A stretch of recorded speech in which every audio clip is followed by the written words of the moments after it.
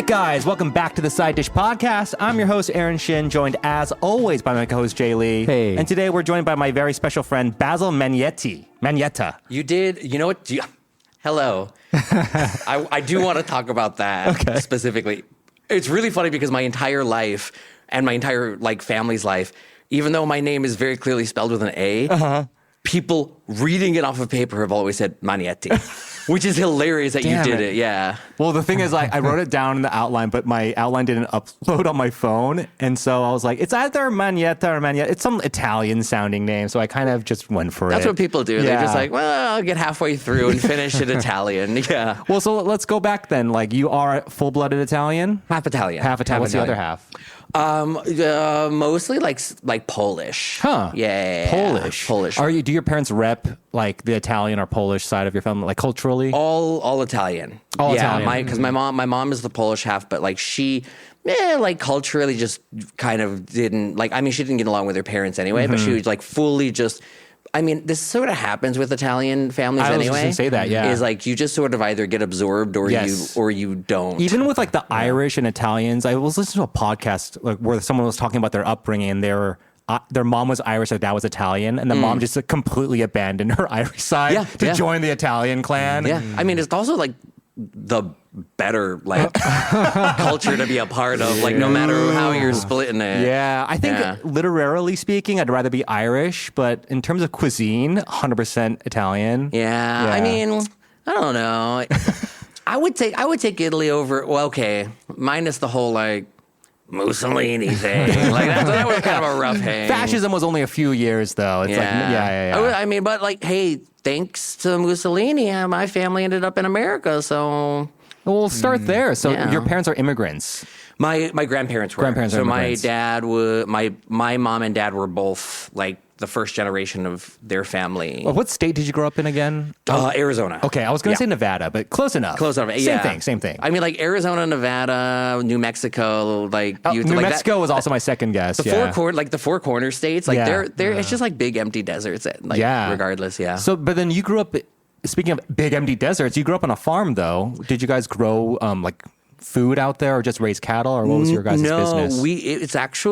No, we did an animal sanctuary. So it was I knew that. We basically took in rescue animals, abused and abandoned animals of all kinds. So basically, if there was anybody would be it started with dogs, and so we would just end up with a bunch of. You gotta start with dogs. You start with dogs. What's the craziest animal it got to? I guess that depends. I mean, we would take in reptiles. We've had emu. We had one time we took in 3 albino peacocks because people didn't realize that peacocks are really hard to raise. They're also, how roosters are mean, they'll fight and kick you, or chase you. Peacocks, male peacocks do the same thing. Yeah, they're assholes. They can also fly. What? Yeah, we found this out when they brought them to our house, they had gotten out of the chicken coop because we put them in a chicken coop temporarily, and we'd circled around the one cock and the male peacock, and they were I was the striker, so we'd circle in, and then I was the one who was supposed to jump on it and get it, and I go to jump at it, and it just shoots straight up into the air, 25 feet up into the oak tree above us, just straight up, just fly straight at it. I was oh well. Peacocks can fly way better than that. So did your parents dispatch you to actually tend to these wild animals, or that's wild? Absolutely. That was because I was homeschooled until high school. So my entire upbringing was just doing farm animal and rescue stuff. Did you have a favorite pet or one that you were most endeared towards? Yeah, it's a pretty sad story. It'll if it gets us engagement, please share your trauma. So I had a boa constrictor, a red-tailed Colombian boa constrictor that we rescued, and she was 18 feet long, a big snake. Holy shit! And so we would feed her either chickens or rabbits because we raised both on the farm. But when you have constrictors that size, they have to defecate in water, so you have to change their water regularly. And I went to open up her pen and take out her water tank to clean it out. And she had, just done the deed, done her business, so she was hungry. And I left the enclosure open, and my mom's cat had wandered in there. And I hear from a distance crap. this, and I go over. I'm like, what's going on? And it had snatched up my mom's cat. Wow. That's not the sad part. I was like, well, circle of life, it happens. Okay. We got the cat out. Like, if ever a constrictor has bitten you or has you, rubbing alcohol will release them. The sad part was, we had bred her. She was this particular The cat had the snake. Wow! And I was super fucking excited because this particular breed of snake, they keep the eggs in their body and they have what looks like live birth. And I was so excited as a kid. I was like, it's gonna happen. But my mom freaked out and I was like, no, it killed my cat. We have to get rid of it. And so before I got to see the babies come, we had to get rid of the snake. Dude, that is sad. Yeah. It also, I feel like that is what happens in the Chamber of Secrets with that big snake. Doesn't it get chased away? The basilisk. The basilisk. The basilisk. The basilisk, yes. That's the title of our episode. I think we cracked it. Yeah. So your mom made you get rid of the boa constrictor? Yeah, we gave it to our neighbor. Yeah. Okay, so maybe you could still visit her. Yeah, but it was still it's not the same. You didn't get to see the live birth. No, and you can't just it's not like when other animals give imagine a kid when a cat gives birth, you don't know what happens. You're just suddenly you just wake up in the morning to a litter of kittens. Snakes make significantly less of a fuss about it. Oh, cool. They're like, check it out, man. Yeah. There's just a huge mess, and you're like, wow. Oh, yeah. And your parents were there? Surely that you guys were afraid of injury, though. I mean, boa constrictor would kill someone. You would have to do a lot to convince a boa constrictor to kill you because they're like in the most literal sense, lizard brained. If they are gonna eat something that's bigger than them, they are going to die, right? So in self defense, they rely on knowing that nothing is probably going to be bigger and stronger than them. And so when they see something us-sized, now toddlers, small children, there is a distinct risk. Yeah. Wait, so you could put it on your shoulder like Britney Spears style. Oh, for sure. Oh, yeah. I mean, it was heavy. I couldn't put the whole 18 feet. Yeah, I couldn't hold the whole thing with my own because I had the snake when I was 10-ish. So, but we would hang out, slither around. I'd take it out in the sand. Is that why? I mean, do your parents give you the name Basil, or is that a name that you gave yourself later? That is a name that I kind of gave myself. So when I was young, I had a different name. It's a dead name to me now. I don't like to use the name. I don't like to talk about the name, but for a lot of reasons, I didn't like people calling me that name. And my parents, being the hippies that they were like, well, people are going to call you this name. If you don't want them to call you that name, what do you want them to call you? And I chose Basil. Where did it come from? What's the inspiration? Well, it's surprise. It's very geeky. There were these stories, these fantasy novels way back when I was a kid. And the main character was a copper dragon named Bazil Broketail.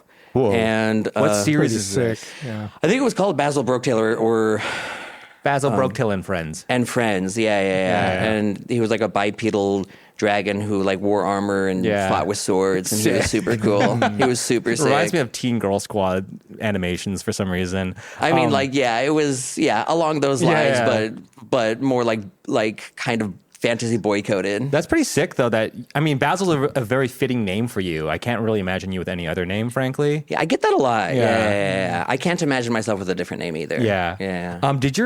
You grew up with a lot of siblings too, right? Did all of them have their own pet blank, exotic blank? Kinda. My younger brother had bearded dragons. Whoa. That he liked a lot. Dude, you guys had Pokemon basically. We did. You guys each had your own Pokemon. That's sick. We really did, because we had like I said, we had the emus, we had llamas at one point.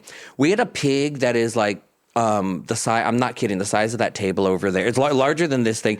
We would ride it on the farm. I just saw a video of an old harabuji in the Shigor who also has a wild boar as a pet, and the local district was owning pigs as pets is strictly prohibited, but we'll make a special case for this man. And it's like this old ajuste who rides the pig. That's great. Yeah, that's really cool. You have to send that through. That's sick. Yeah. If I can find it, yeah. Any memorable stories growing up with so many animals around, though? I mean, your boa constrictor story is like definitely insane. Like, there's so many. Like, there was a time where we had a cougar that like came onto the property and like ripped into because we had like 12 horses that like ripped into the rear quarters of one of our horses. That's where I learned how to do stitches because we did all of our veterinary work. Yeah. There was a time where I almost died because I used to ride.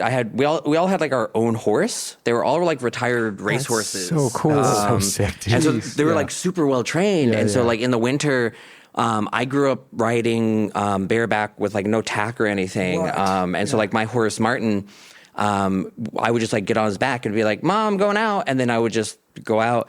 And I went to cross this like asphalt road and didn't realize it was icy. And so like we're coming up on the bank and he slips and fully falls on his side. And he could have rolled over. Again, I'm like 11 years old. Fully could have died. He just lies there. He just sits there, totally chill. I'm like, Martin, you cool? He's like, yeah. He stands up. I get back on him. We keep going. Yeah, but dude, horses landing on people. I've seen enough Game of Thrones to know that shit happens. Yeah. Your childhood sounds like our friend Celine's dream. And my wife's dream. My wife loves horses. I foolishly, when we were dating, I was like, maybe one day we can get you a horse. And she still brings it up. Do it, dude. Horses, hell no. Horses are awesome. I know, but the upkeep, like storing a horse. Oh yeah. Like, I might as well have a mistress whose apartment I pay for. And like, especially in Korea, there's like no way. Yeah, there's like no way. Fair alternative. The joke would be, babe, I can't afford a horse. I have mistress money that I have to worry about. The analogy, you might want to work on the analogy a little bit, but I see where you're going. You're going. I'm so curious about like the feeding of not just the boa constrictor, but your other animals. But you mentioned that you would feed it like rabbits and stuff. Were you like breeding these rabbits specifically to feed your animals? Well, like at a certain point, yeah. My mom was already raising rabbits. Yeah. I was super cool with feeding them to my snake because the only animal in the world I'm allergic to are rabbits. And so I was like, whoa, buck rabbits. Yeah. Buck rabbits. Let's give them to the snake. And they famously fuck a lot. So so it's super easy. Yeah. Before that, like my sister she wanted hairless rats. And like, so, eventually someone's like, because that happens with rats all the time. People will get a couple of rats and they just start breeding. And so there's all kinds of rat rescues. Yeah. And so we ended up getting some hairless rats, and then we had other snakes too, smaller snakes. And so we would raise them. We would have like our feeder rats as well. It sounds like you had such a fucking fun childhood. Maybe you didn't, but it just sounds like, dude, you grew up on a farm with all these animals, and like you were riding horses and shit, like, and you're being homeschooled, like. I would say I say that I was homeschooled. I was just severely neglected. Like we weren't taught anything. It's like an actual miracle that I made it into any like form of education whatsoever. My parents were just hippies and were like, yeah, the school system's, it's just not. Yeah, you can't trust super it. sus. Here, listen to The Wall by Pink Floyd. You'll get my gist. Yeah. Like we learned a lot of practical stuff, like. In terms of like, this is another like this is a good. You learn how to suture wounds for horses. Like that's I can't name anyone else who can do that. Yeah, that I learned how to do that. Give like injections. If you have any mammal horse size or smaller, I can aid in the birth of it. One time we had a stillbirth, and it's a pretty gross story, so I'll just tell the cliff notes. We accidentally pulled the feet off of a baby horse because we were trying to pull it out. You yanked its feet off. The hoofs. We had to put a lasso around it, and we're and poor creature. some gnarly stuff. That's why I have like a gut of steel. Word. Did you ever think about going into vet school or to become a doctor? Absolutely not. I hate animals. For me, pets. Wow. Like pets to me are an absurdity. Right. That's why you had a snake. You're like the one animal that will eat the other animals. Yeah. Like at the time, I liked them. Yeah. But like. I have done all of my animal time in one go. Yeah. So the idea of like raising an animal and putting the work into it just feels like work to me. Yeah. So it's kind of like kids. If it's somebody else's animal, I'll have a great time. Yeah. But my own pet, Hell no. I think Absolutely not. you being more sad about not seeing the birth of snakes. Yeah, then Snookums the cat getting eaten alive. Yeah, I mean, it was that- telling. There Yeah. was so much death on that farm, man. It was a rescue. Like Yeah. they were. Oh, yeah, for sure. Yeah, there Yeah. was. It was like, and there would be like animals that we would have to like make the hard decision Yeah, about constantly. 100%, You know, yeah. like because we were like tremendously poor, like we would end up like you'd have to make the decision of, well, it's cold. Should we eat and, it? well, yeah, it's time to eat Wilbur. You know, that was just like part of life. Yeah. So No, 100%. yeah. I had a roommate a few years ago who she and her best friend decided to adopt a dog. This is in Korea, just randomly. And Yeah. she didn't consult me, but she was technically my landlord, so whatever. And long story short, that dog was so sickly. And I kept saying, like, you guys, this guy does not want people to touch him. And they're like, no, we're going to rehabilitate him. The dog died like 2 days later in our Yeah. apartment, just died. That's crazy. It was crazy. And they were like, Bo, his name was Bo. And they're like crying. And I was like, bro, I'm sorry, but I can't feel bad. You guys took this very sick dog Yeah. and then brought him to this random apartment. And we're constantly trying to touch him and feed him. And he freaked out and died. It was a shock. Yeah, You guys killed him. Raising a healthy dog to be not neurotic is hard enough on its own, let alone bringing like a sickly dog in. Yeah, absolutely. Yeah. Let's go back then. So in childhood, I'm trying to find the connection between, I guess the connection is self-evident. It's like you're homeschooled, neglected, Yeah. played with a lot of animals. And so that leads into fantasy and LARPing, I suppose. Oh yeah. So I guess the big thing was because we were homeschooled, my mom, like my parents didn't ever really teach us stuff. They would just like show us Which things. is surprising because you're very smart. You just Well, like taught yourself everything. Yeah, then. like they would buy books or like get like we'd go to how like libraries would just like they'll have like these big like just have books everywhere. yeah, and like get rid of books. Yeah. And so like we would bring they would just like bring textbooks home and like I was a voracious reader for that kind of stuff.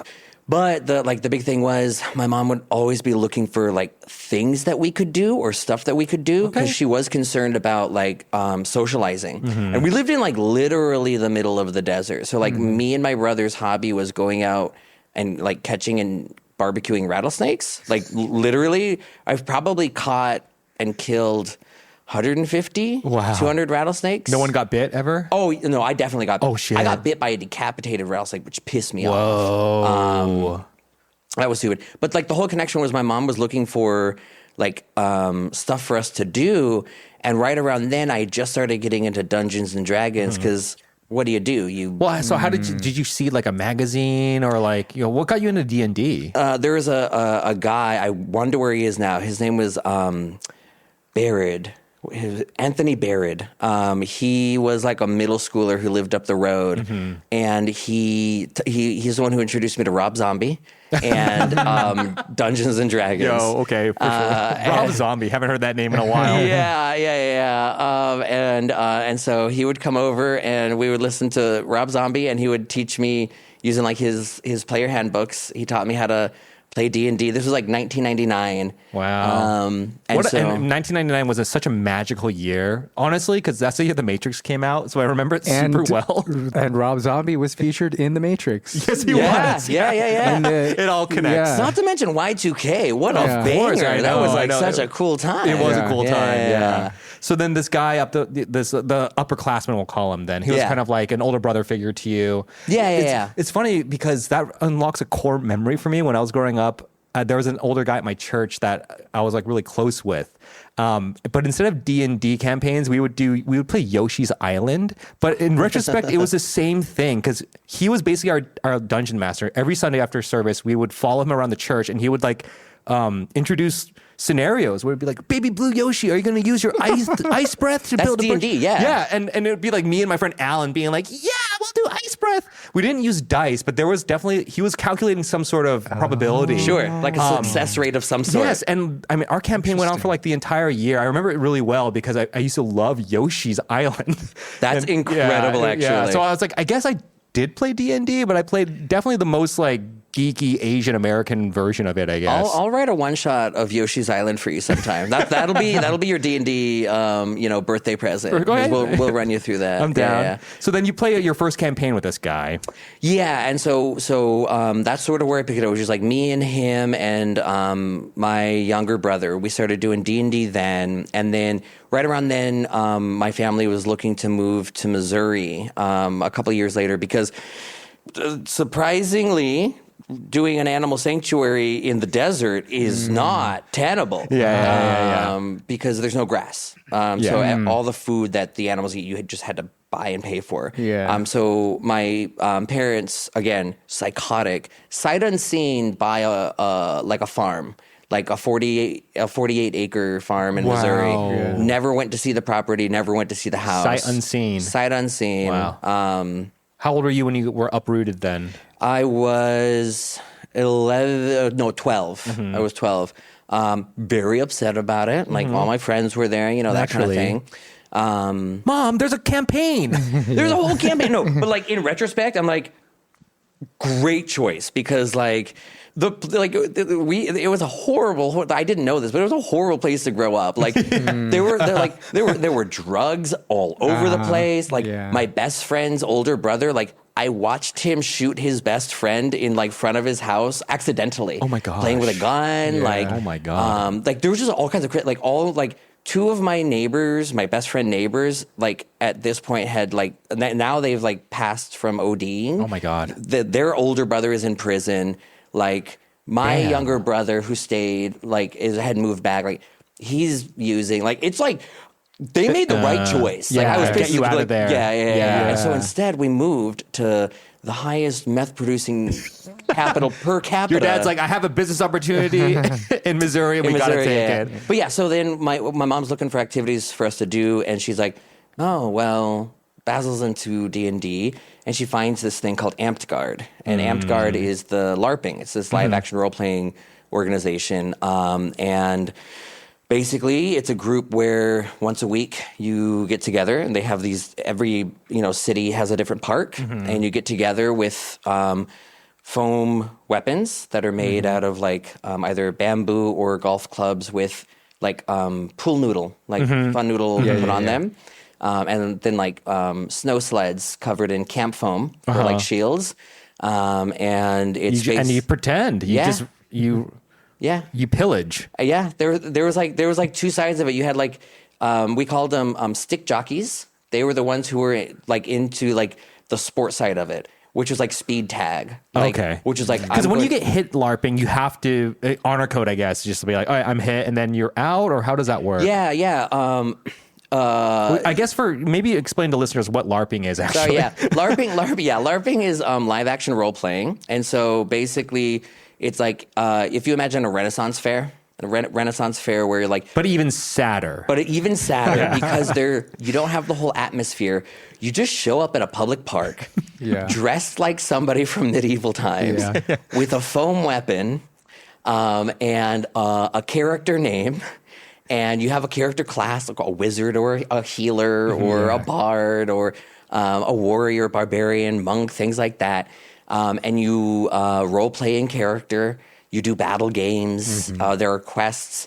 And then there are kingdoms that organize smaller parks. So like the park that I was called a shire because we only had like 10 people. Aw, and cute. then the Shire of Avalon because we were in Ava, Missouri. And then you have the kingdom level events that would happen every 3 to 6 months where you would have maybe 400 or 500 people show up. And was there like a king? Okay, because my point of reference for LARPing is all from the movie Role Models. Have you seen that film? I have not. With Paul Rudd? Oh, I've seen clips. It is so funny, but they have a huge LARPing. One of the characters is a LARPer, and that's how I understand it. Like Ken Jeong plays the king. I haven't seen it, dude. It's so funny. My point of reference for LARPing is it's like an early internet video of after Avatar, the Blue People Avatar came out.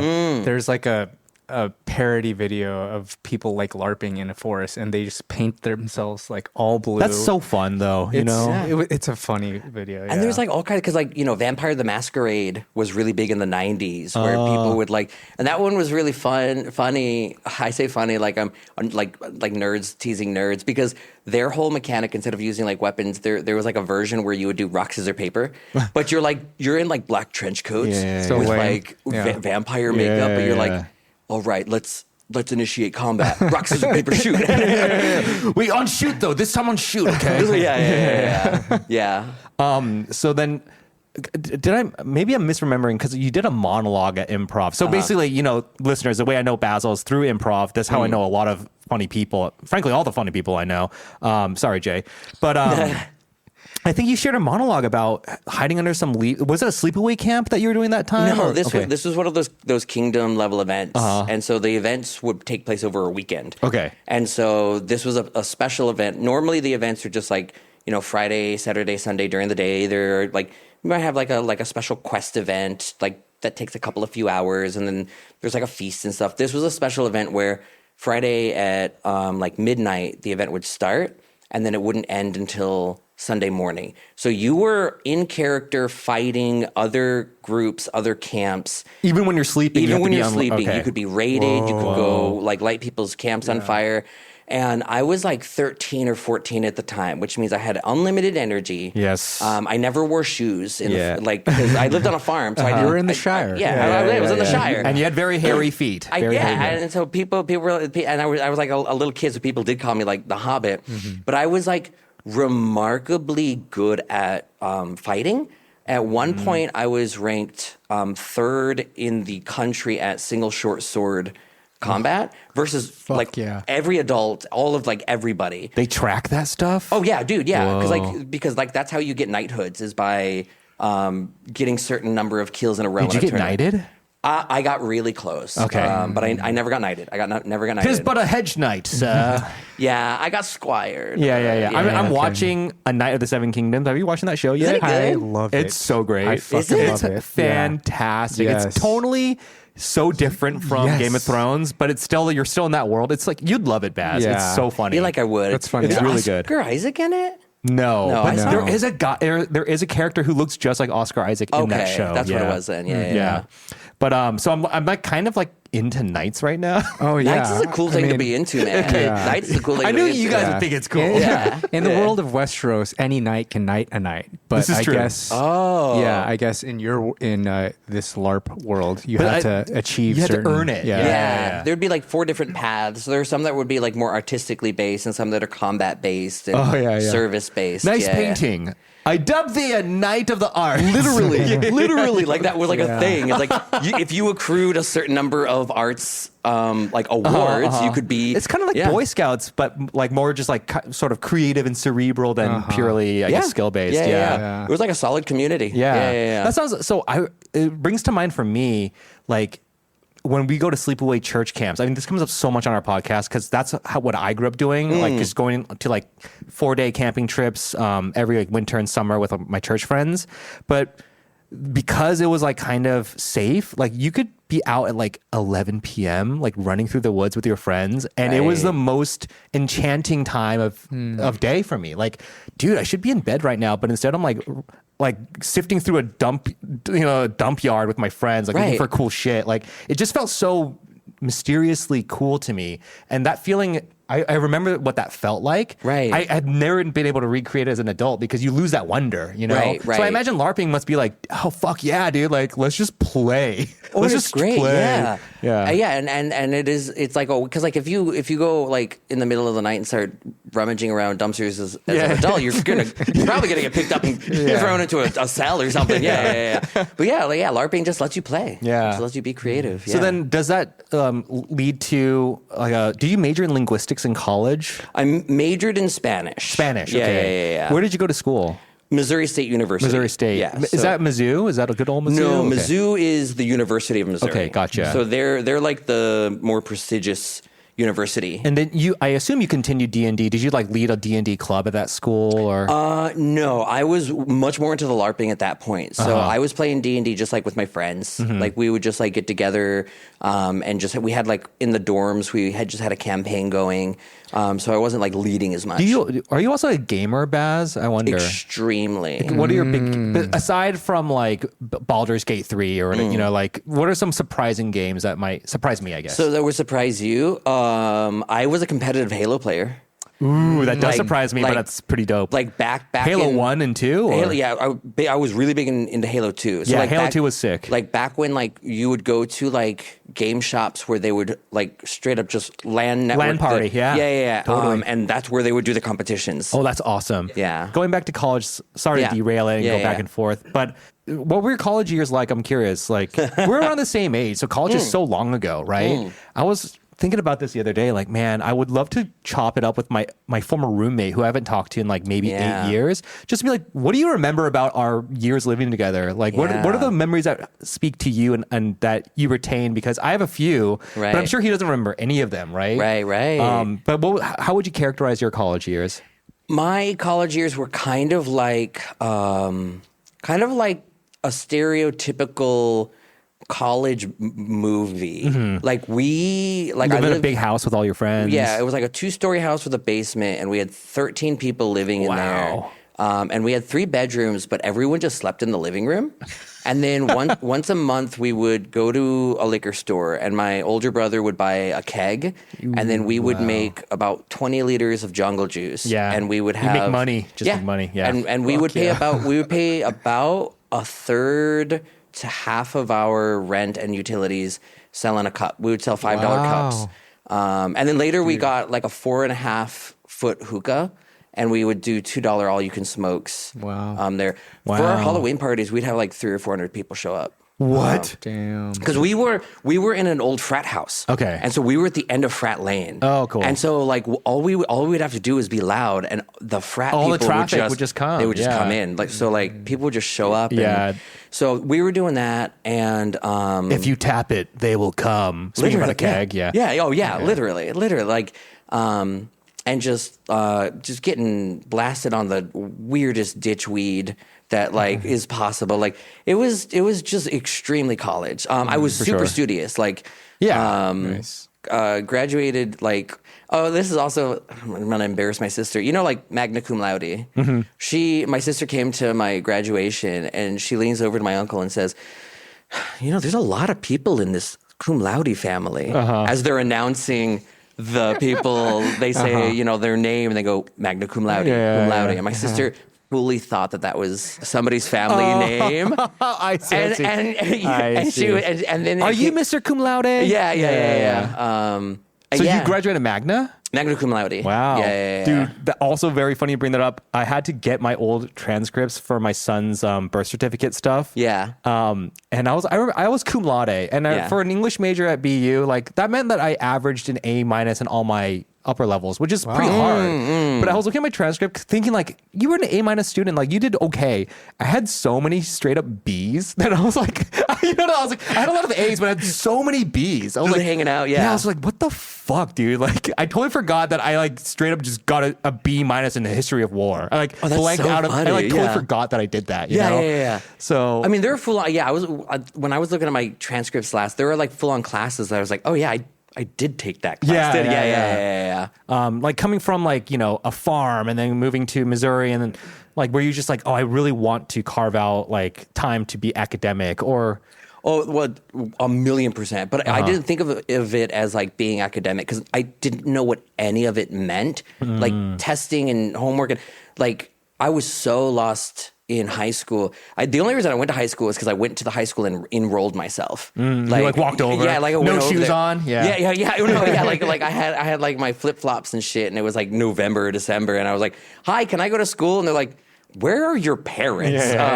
But yeah, from high school and all the way through college, I didn't think of it as academic. I didn't even know what college was. But I was just like, so thirsting for knowledge and learning. That's great. So that anything anybody would give to me, I was just sucking it up. So for me, it wasn't like school or work or anything. So I wasn't beaten down by the system. I was just and ready. you weren't pressured really. You were just naturally curious. Yeah. How many older siblings do you have?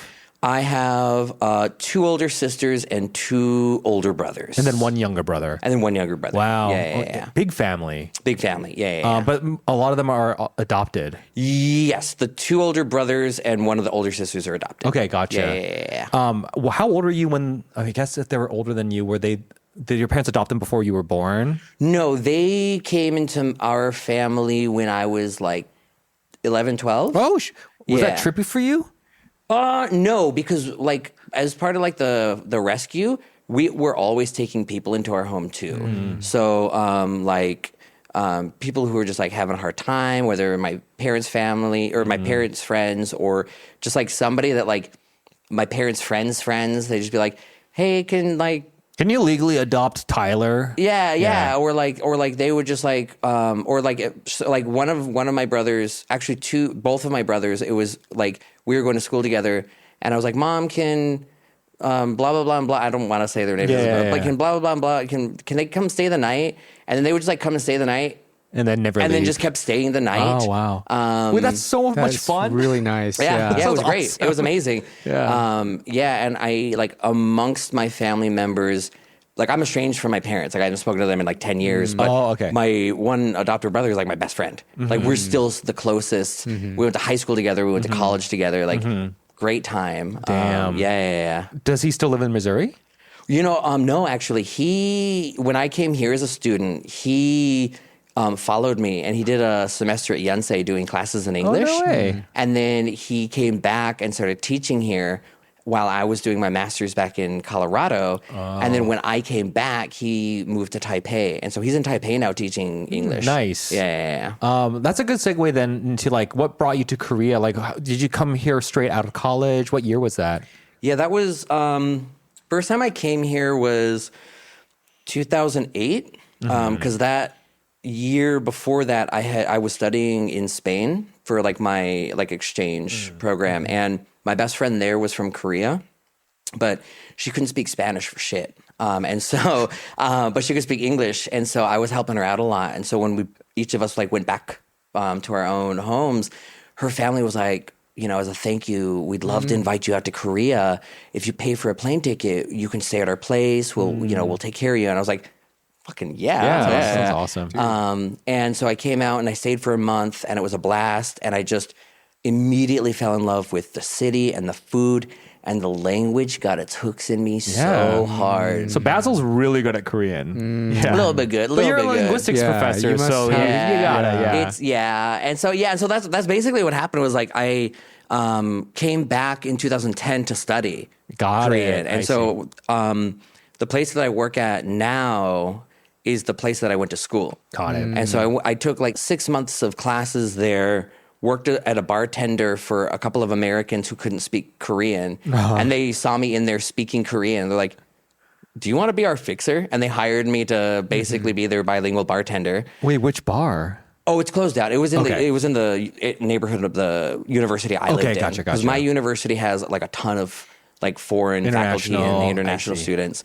Yeah, and so after that, as I was working there, I got a job offer from the like 원장님 of a hagwon. He was like, wait, you're bilingual? Do you want to come like manage our like native English speakers? And then that's where I really dug more into Korean, went back and did my master's in Korean, basically in theoretical linguistics, but my focus was on Korean language. Cool. And then came back here and have been professor. It's been ever since. Yep. Yeah. And you never going to go back to America? Nope. This is home. This is sick. It. I do want to introduce a segment when especially when we interview like foreigners in Korea of like how long they've been here, if they ever plan to go back to America, and also just like straight up ask them like, how do you feel about the sort of so-called American dream, and like how has coming to Korea maybe changed your views on that? Yeah. Like, you mean like the American dream, like however you interpret it, Oh, yeah.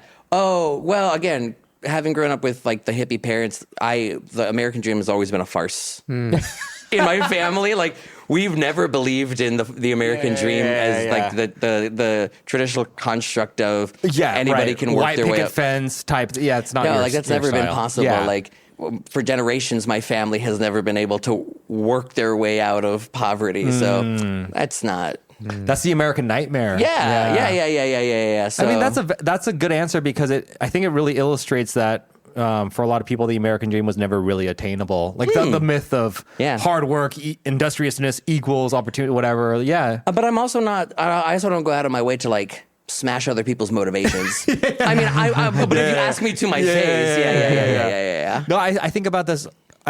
Increasingly I think about this because I'm like I always thought I would just go back to the States, but the more I think about it and I do the math, I'm like, why would I ever try to go back to that place where what I'm seeking doesn't even probably exist anymore? You know, I struggled with that for years. I was tremendously unhappy here. Not with my life in Korea, but with like my own like contentment because I wouldn't let myself be one place or the other. And I really thought like, all right, I'm going to go back and I'm going to do something. And it was this very vague. Did you have like creative aspirations or artistic things? No, and that was the problem is it was this very unanchored, ungrounded, like, what am I actually like?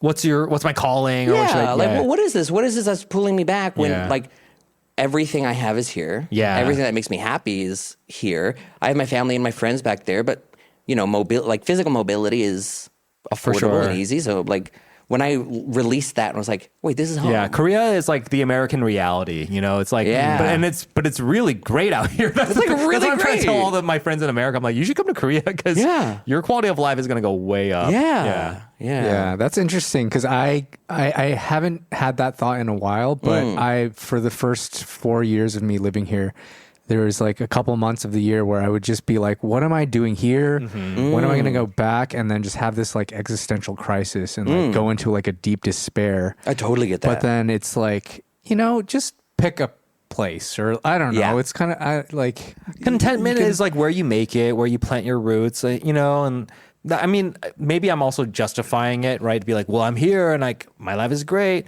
Because if I'm trying to argue the side of America, I really do miss my American friends and like the ease in which I can move through America.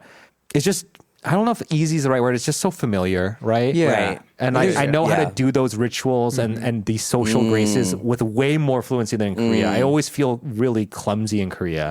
But that's part of the charm too, because I think Korean people, when they see a kyopo like me, like trying, they're like, oh my God. Like, right. And that's something that like, I think my experience ends up being like very, very different where like I do feel comfortable. I have like the fluency in those rituals and in the language, but I don't. I get a lot of passes that Kyopo wouldn't get. Yeah. And there are different like sort of like immediate expectations based solely upon my initial impression being, white. You come off as more impressive because you're white, but you're also really dead ass, just really good at Korean. So, right. But also like the thing that does cause me friction and does cause me like a significant amount of like turmoil, stress, day-to-day friction is like the constant otherness despite my like literal decades of effort. Yeah. Or like having to constantly like I can't go to the bank without telling my life story. Sometimes I want to go to the fucking bank and just like get it over do with. the thing, Or you gotta be like, how long have you been living here? Like, you know all the questions. Like, don't fucking ask me that. Yeah, how'd like, you learn Korean so well? Did you just ask this dude where he lives? Like people would be like, who, like, so do you live alone? I'm like, what are you asking me? Like, I know you're curious, but like, this is so weird. Like, this is so weird. And like, just like having that. Yeah, but Koreans, man, they love to dig into people's lives. Yeah, and it's like there's this one moment I'll remember forever. I was at a friend's place for Chuseok years ago because he invited me to his family thing, and his aunt literally says to me, 한국말 하니까 이질감 덜 느껴지네. And I'm like, wait, am I supposed to be feeling 이질감 right now? Am I supposed to be feeling like this, like?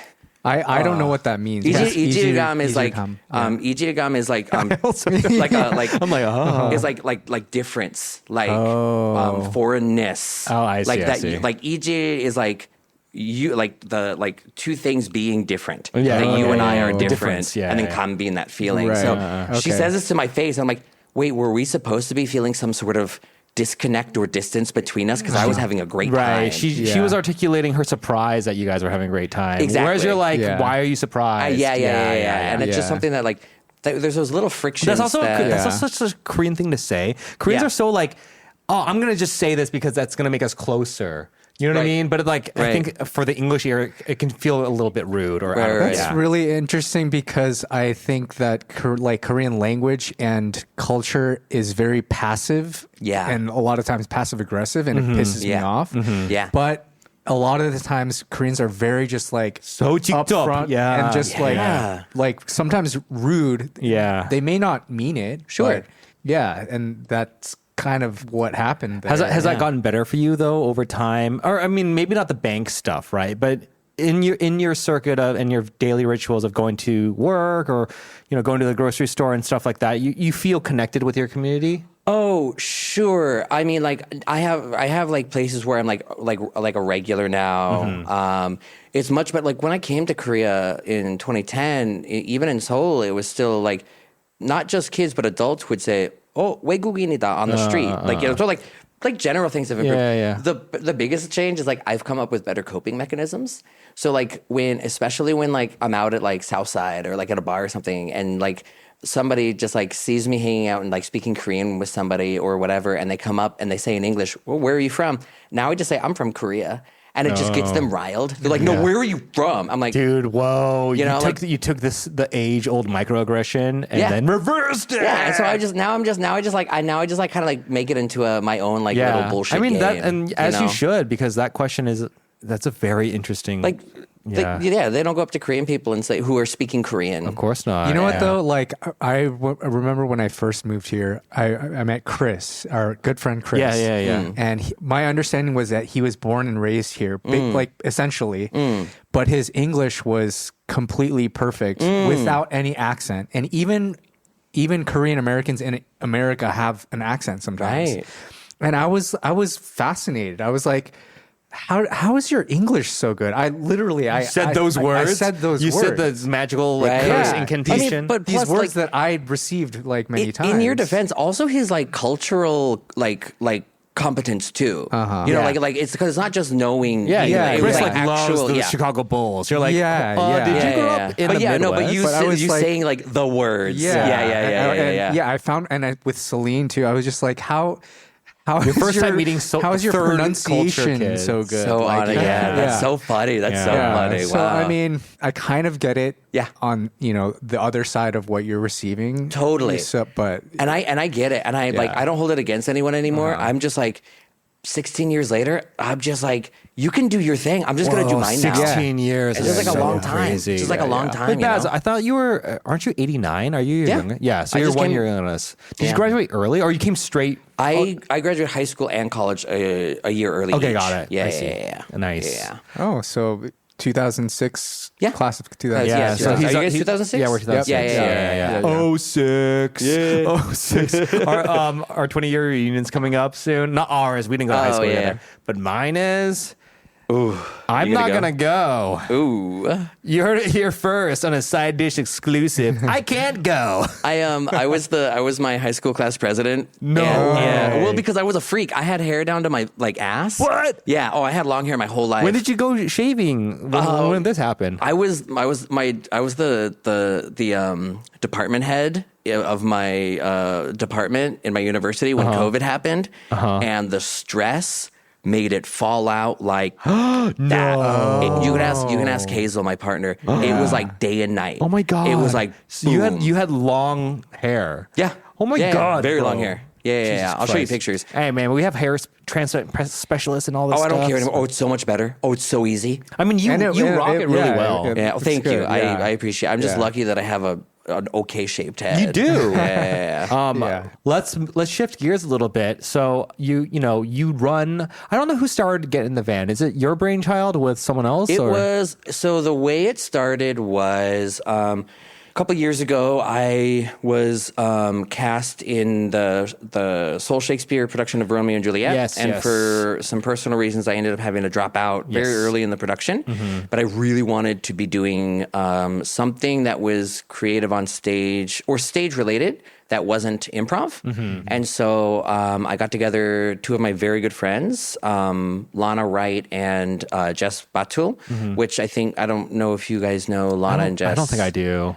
Jess took 101 from me. Okay. So she's been around a little bit. But I was like, hey, let's just like get a script and just do read line it. work. Yeah, Let's yeah, just do scene work. And then Lana, she did her degree in performing arts. So she was like, well, I actually know like a really cool script. And I was like, okay, like how many parts is it? Maybe we can just like, I'll snag Adam from improv. Cause he's like, an actor. He's an actor. I like hanging out with him. I just wanted to like, He's more of a commercial actor, though. I mean, my I don't know. He's got opinion. chops. He's got chops. No, he's extremely Yeah. talented. No, he's great. good. And so I was like, with the four of us, we'll just like play with the script. So Yeah. we'll meet at a cafe like once a week or every other week, and we'll just like we'll do the work. We'll do the work. So cool. I love that. I love that. And yeah, we got really excited about it, and we were reading the script, and we were like, wait, this script kind of fucks. And then we Was were this like, Things I Know to Be this True? is things I know Okay. to be true. So this was what ended up being the production we put on last year, and it was a 6-hander, and so we needed 2 more people, and we were looking at each other, and we were like, what if we just did this play? Yeah. And this is me and Jess and Lana, and we're like what's stopping us? Like we can just get a theater, we can rent a theater, Totally. And then I was like, Adam, what if we just did this play? And Adam was like, what do you mean just do this play? That's a perfect recreation of Adam, by the way. Yeah, and I will hear nothing else. And he was like in, and so we started thinking about who we could get. And after a couple of casting shakeups, because we were kind of like doing it off the cuff and here and there, we ended up with Miriam, who you had on, and Brian T. Peterson, who was in Soul Players. We got them on board, and the rest is history. We did rehearsals, all just... And to critical acclaim. I mean, Jay had only great things to say about your guys' last production. I almost cried listening to that. He cried watching I it. fucking bawled. He wept Yeah, ugly I was- tears. I was- Yeah. It was something really special. Where does the name Yeah. Get in the Van come from? I don't know if I'm publicly allowed to share the exact origin, but Okay. I will tell you that we got it. It's based on Cockney rhyming slang. Cockney rhyming If slang. you're familiar. Get in the van, governor. Yeah. You're also really good at British accents. That was perfect. Thank you. But like give me a butcher's Butchers. butcher, give me a butcher, like a butcher's hook, give me a look. Okay. So if someone says give me a butcher's hook, means give me a look. Okay. Or, As in like check me out. no, like, just let me look, let me see something. Oh, so interesting. if you're holding something, I say, let me have a butcher's. Give me a butcher's. I That means see. like give me a look. Or if I say something like, it's just under the apples and pears. Apples and pears, stairs. It's under the stairs. This is a whole like in Cockney English. There's this whole nobody like actively truly uses it much anymore, but it still like exists as love that I shit. see. It's So super and Get in cool. the Van Yeah. is like We made our own Oh. Cockney rhyming slang, which if you think about our previous production, it's pretty easy to figure out, but I just don't want to give away. Get in the van. Get in Yeah. the van, governor. What is it? Get in the van. Well, I Come on, Jay. I don't Play want to the ruin. game. I don't want to Play ruin the game. their secret. a good cop out. Yeah. That's a good cop out. Lame. Get in the van. But yeah, so it was just a cute name that came from that. Yeah. And I also love that it's like really creepy and horrifying, despite us being kind of like a cutesy. It's a title that seems more sketch comedy oriented than like a theater troupe. Yeah, right? yeah. But I think that adds to the branding of it all, which is like we don't take ourselves too seriously. We're Right. here to have fun. Right. But I mean, speaking of serious, your guys' next production is going to be a stage adaptation of the Jane Austen classic Emma. Yeah. Which is, for listeners who don't know, the origin of chick lit was basically Emma. I actually, now that I think about it, the origin of Gossip Girl is Emma, right? Clueless was based on Emma. Yeah, Clueless is based on Emma. That's right. Clueless is like a very It's a pretty close. good. Yeah. Yeah. It's Parallel, a really yeah. good So like a sort of adaptation. like a well-meaning, a well-intentioned, but kind of like ignorant girl, I guess, tries to make love happen and falls in love herself. Exactly. Someone who's well-meaning but kind of self-unaware. You know, the Jane Austen book Emma is famously very funny. Yeah. This play is just also hilarious, but it's so quick and witty. Interesting. It's a very, very Who adapted fun. it? Who's the It adaptation? is Kate Hamill, who I believe is a British playwright. Oh, she better be. Oh, she fucking If they had better a be. Yankee take over that IP, I'd be so pissed. I'd be under the. I'd get in the van. Oh, I don't know, but now that I'm thinking about it, you'd get under the I'd get van. under the Get van. under the van. Now I'm thinking about it. The people who we got the playwrights from it is a New York company, so I might be wrong. Anyway, the important thing is it's like from 2022. It's a very new adaptation, and it's very much like intentionally like playing, like looking at like modern times while also like still being in like the Regency era. It takes place though. It's definitely, but it plays with language, modern language in a fun way. It doesn't have like the sort of Regency era writing style. It feels very like close to home in terms of the way that we speak and talk, and the humor is very much of this era. Okay. But it plays with the sensibilities of that time and still tells that story. And it's all about like, you know, making commentary on gender roles and how that plays out. And Good stuff. It's very, very cool. And how Very many cool. people are in this production? How many people are you looking for? This is, I think, total is going to be 10. I should know that by heart. And auditions. We opened up auditions last week, and I thought it was going to happen in March for some reason. we opened the signups. Okay, gotcha, And so gotcha. the auditions are happening the 13th and 14th. Yeah. But we're already like filling up spots. Yeah, dude. I read through you guys' Instagram Very quickly, post on the way over. I was like, oh yeah, I would audition if I had time. Yeah, it is. It is a time commitment. It is, man. Yeah. You gotta. Let's Here's be the thing. honest, man. Dude, hearing people read lines sometimes is like such a slog. It can be a slog. Yeah. But it is tremendously fun the way that we do it because we're not like, it is community theater and we're all working together. Like, yeah, we're like doing serious work and we're getting like scenes done and doing blocking, but we're also still like people in a room together who love theater. Yeah. And we're having like a great time. Yeah. Like the belly laughs that we would have. I mean, we also had days where we were like, I'm so spent. Wait, who directs the productions? The last production and this production are both being directed by Lana. Okay. Lana Wright, and she's really good. She's the kind of person who like will have a vision, and you'll be like, I don't know about that, Yeah. and then you'll be like, I'm such a fucking idiot. Yeah. Yes, that was absolutely For sure. because she sees it. She sees the things that people can't see. Did you do acting at all when you were in college or high school? In high school? Yes. I was in a Geico commercial. No. I was the Neanderthal. I was what was the what was the catchphrase for those? I don't even remember. I forget. If you're not saving 50% or more, you're a Neanderthal. You're a Neanderthal, something like stupid, that. some Yeah, caveman yeah. shit. No, I was Mookie McGuggins. I played a character who talked like this for an hour and a half. Mookie McGuggins in Dirty Work at the Crossroads. Cool. And then I was Grandpa Joe in Charlie and the Chocolate Factory. Nice. Oh, Yeah. that's a That was a good fantastic one. role. That was a good one. But that was it. I just watched Hamnet. Did you guys watch that movie No. yet? Not yet. It Is just it good? it makes me want to act so bad because when I was in high school, I did theater, and we did a Hamlet cycle. We did 3 productions of Hamlet with our class, Wow. and the point was everyone had to play a different role, and it was like 20 people in our class. So it was kind of perfect, like different roles. yeah. It was sick. That's so cool. I know that play. I should know that played really well. I forgot everything, but watching that movie, I was brought back to all these scenes and all like these famous monologues, and I was like, bro. Put me in, coach. Like I can play Laertes. I can play like You know it sort of all. like self-righteous and haughty, or I can play stupid. I can play Rosencrantz or Guildenstern, Here's the thing, man, because we're getting the van, we're going to be doing like different stuff. Yeah. We're not going to just be doing like these main stage productions. We're going to be doing like workshops. We're going to be doing like smaller productions.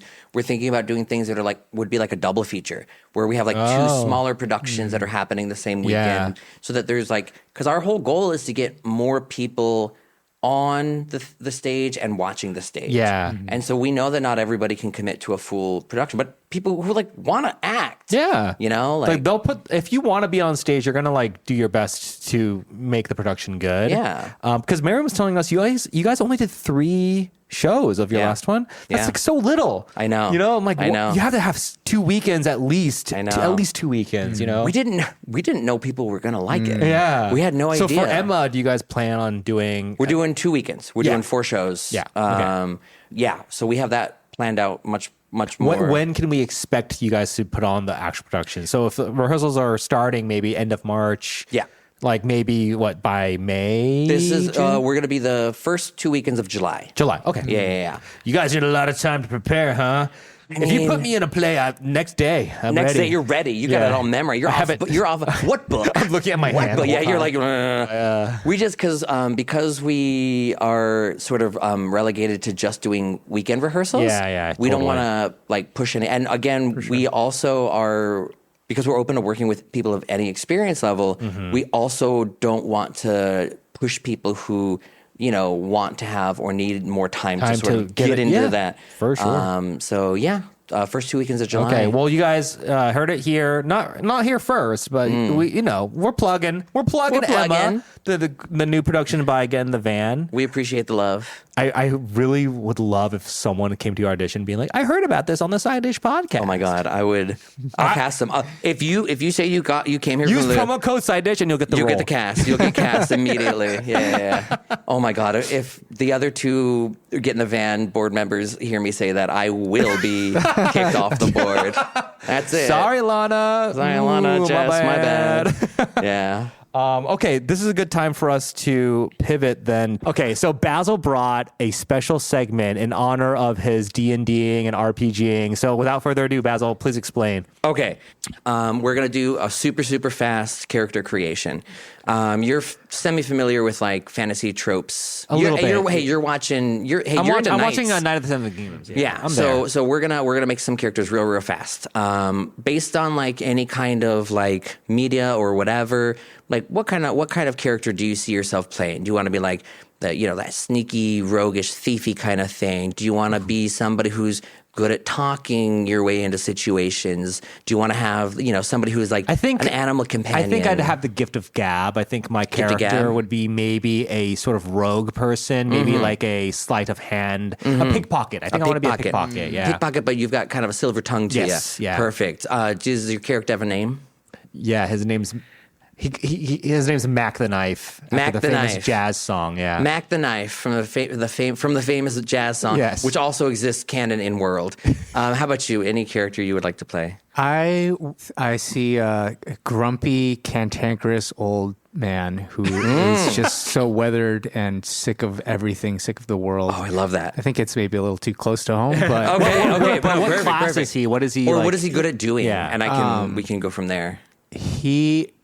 people come to him with advice, even though he hates giving it, and he will begrudgingly give it, and it's the best. So he's actually like maybe a sort of soothsayer type. Like he Sure. has like powers Yeah. of precog or something. Yeah. Okay, is he good at giving advice because of like some magical supernatural thing, or just because of like experience and Just wisdom? life experience. Yeah, I was gonna say life experience, but I want to do magic. Yeah. Oh, yeah. Magic, So maybe we'll say it's maybe something more along the lines of like a druid, right? Which is somebody who gets their magic from just kind of living life, connected with the earth and the world. Yes, I like that, you're not yeah. like studying books or anything. It's just kind of like go. It's like you're like a hippie. flows Yeah. through So me, chill. Oh, yeah, exactly. You're like a hippie, dude. Yeah.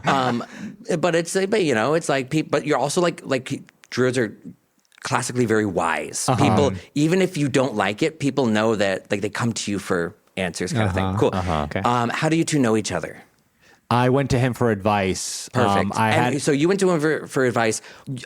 Since you two have been sort of working together or been friends, there's something that you've learned from, what was it, Jack the Knife? Mac the Knife. the Knife. You've learned That's something your from... name? Yeah. What's your name? Oh, yeah, what's your name? Sorry. Flint. Flint. Good. That's a good druid name. You thought of Flint. Clint Eastwood. Flint. There we go. Perfect. So what we just did right there, this is what we would call a session 0. This would normally take 2 hours. What? And we would build out. You have so many different You have different people, yeah. and there we would build the mechanics. I've sort of like locked away like what mechanic, like what your scores would be, what the points would be, and we're just doing it on the fly. But so now we're going to start the game. Okay. The two of you, it's, you're sort of into your later years, and your retirement plan didn't go quite as well as you thought. So you've been working side jobs here and there. And well, Mac, you're an ambitious guy, and it's all about the hustle. So you two sort of saw something in each other when that pickpocketing happened. Maybe you saw potential. Maybe you saw, for one reason or another, two of you have stuck together. And you've been doing gigs, side work, quests. Normally you end up in taverns, just finding whatever sort of bounties there are. Tonight, and this evening, you find yourselves at the end of an alley. The ground is wet from the previous day's rain. It's kind of muddy, and it's a pretty average evening, a pretty average night. The streets have people going sort of up and down the roads. It's not the middle of the night, but fortunately for you, it is relatively busy because there is a carriage coming down the road, and in that carriage, Perfect. yeah, Yeah. in that carriage, there is a very important person, the Duke of Evermore. Evermore. Evermore, we know. We hate those guys. We hate those guys. Why do we Yeah. hate those guys? Because they poisoned our water, our river with their fucking steel mill. And being a druid, like, we can't just be poisoning water with a steel mill, right? Absolutely not. Absolutely not. Unacceptable. Especially in this town of, our town of Ballsack. Balzac. It's pronounced Balzic. Balzac. Yeah. Balzac. Oh, because you're maybe a transplant and you Yes. grew up Yeah. here. Yeah. Balzac. Yeah. The thing is, the Duke of Evermore can't actually make it to his destination. But nobody can know that he's not going to make it to his destination. His carriage has got to get there. But if he's alive when he gets there, there's going to be a deal that's So struck. we're gonna kidnap the Duke. You can either kidnap him, you can kill Or him, murder him. whatever you decide to do. He can't make this deal happen. You could go and even intercept the other end of the deal and make sure it doesn't happen. But if that deal goes through, the steel mill is going to expand, Got it, and that's not good for the town. Well, we all know the Duke cannot sign a deal without his lucky pen. That's true. That he very cliched called Excalibur because he's an unoriginal fuck. So I'm going to propose that as a pickpocket, I'm going to steal Excalibur so that when he gets there, he cannot sign the deal because it's against his superstitions. Why don't you discuss this with your Flint. buddy? Yeah. Hey, Flint, look, I know we've had our differences, but I need your advice as a soothsayer and sage. I want to pickpocket the Duke for Excalibur. What say you? You know, what's funny is that I had a dream last night that it was a rainy night. A horse came through, and on that horse was a prince. He fell off that horse, and So you're saying the prince is the Duke and the horse is his and so business when he fell, dealings. bunch of stuff fell with him, Uh-huh. and there was someone there who happened to be there and help him up, but maybe a couple things went missing. Why don't you go ahead? We'll do our first roll of the night. I want you to roll this D20. And we're going to we're going to use this D20 roll. We're going to use it as a sort of you casting a spell the night before, a sort of like dream premonition spell. And we're going to see how accurate that premonition actually is, how good this advice is going to be for you to follow. The higher the number this is, the better the result is. Because you're quite wise, and this is sort of the thing that you do, whatever the number is, we're going to add a +4 to it. Sounds like a handicap, but okay. Okay, so what do you got? 5. 5 plus 9. So a 10 is the middle of the road. 10 is usually like an easy task to do. So you had that dream.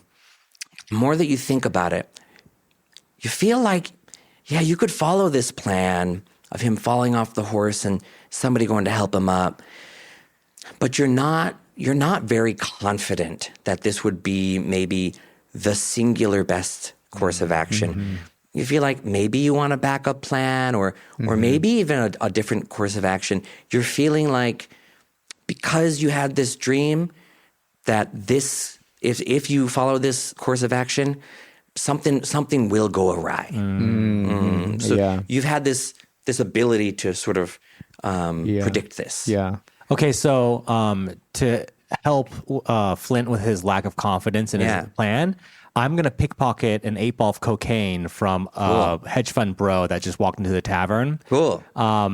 And if I succeed, I'm going to give him the cocaine. He'll be very confident in his plan. Great. So we'll say you are going to pickpocket an 8-ball of spice from a merchant. A merchant, sure. A merchant orc. We'll call it a merchant orc. Okay.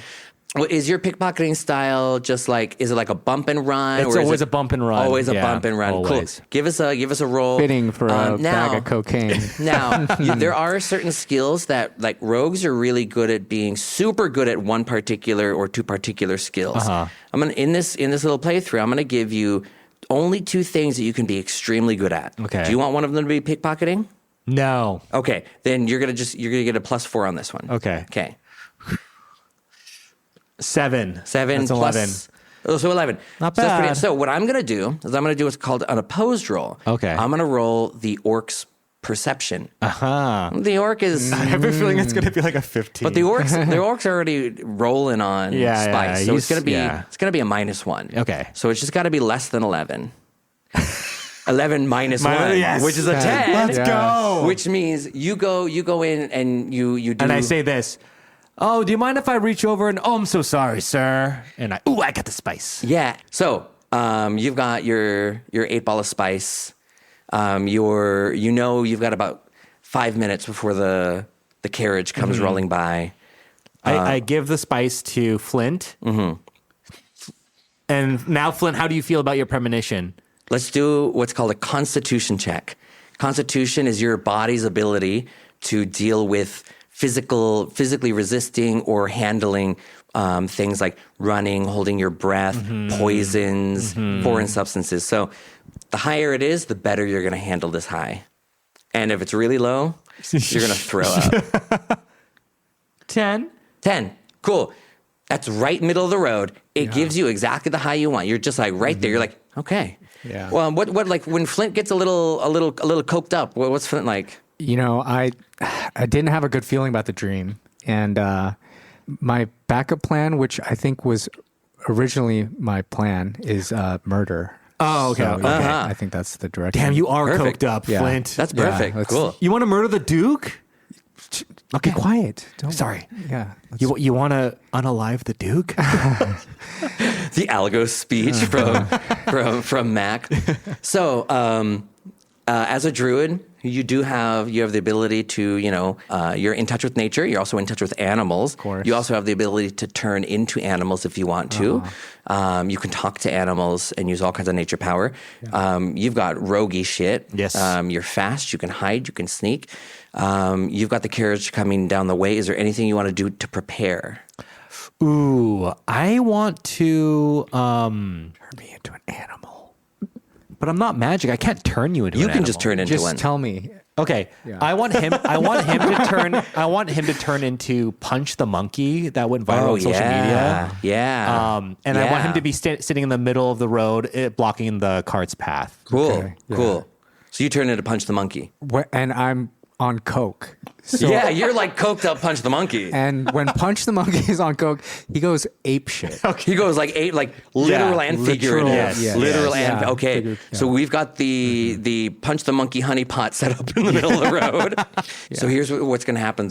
You see the fanciful, very elaborate one horse carriage comes down the road, and you can tell the person that is driving the carriage kind of looks over the past the horse and sees coked up Punch the Monkey. I'd like you to make a persuasion check, which is your ability to sort of win people over, charm them, or either you can choose either a persuasion check or you can make an intimidation check.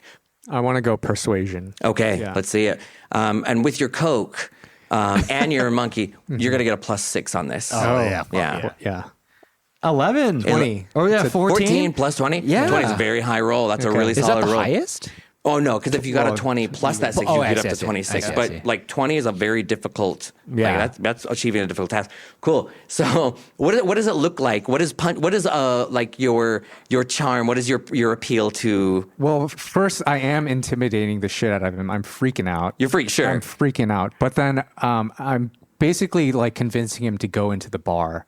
And in the bar, Mac the Knife here has prepared a little bit of a beverage that the Duke's going to consume. And the beverage, it may or may not contain a substance that It's GHB. I mean, it's Perfect. Yeah. No, that totally tracks. Yeah. I mean, this is something that you always have. I always have GHB on. Yeah, that's just part of your character. Yeah. Perfect. So what happens is the driver of the carriage kind of sees this and comes down and is not only like sort of like intimidated at first, but then is like charmed by your little punch monkey ways and is like goes back to the carriage and says, "Hey, Duke, you gotta see this monkey, man. It's so sad. This monkey's crazy. He's carrying a doll. He's like dragging a doll. I think you might be coked out a little bit." And the Duke's like, "No, we have to get to the deal. We don't have time for this." Yeah, while twirling Excalibur in his fingers like a prick. Literally twirling it around. And the driver's like, "No, just come take a look." He's like, "Fine, if it means." And he comes out, and that's when you make your move. You put on the monkey eyes, the little punch monkey eyes, and the Duke falls head over heels in monkey infatuation. Yeah. "Oh, look at the little fella. Oh, he's going into the tavern. He thinks he's a little person. Oh, that little monkey can't go into the person tavern. We've got to bring him with us." And he follows you into there. Mac, what's your move now that we've got the Duke in the tavern with Punch the coked out monkey? I think I'll say the Duke. No, I totally thought you were going to just get a gun and. Are we trying to murk him, right? I mean, GHB wouldn't really kill him, but you know what? I'm not like, I might be a rogue, but I'm not a knave. So my plan is to drug him and then suffocate him in his sleep. Okay. So Cool.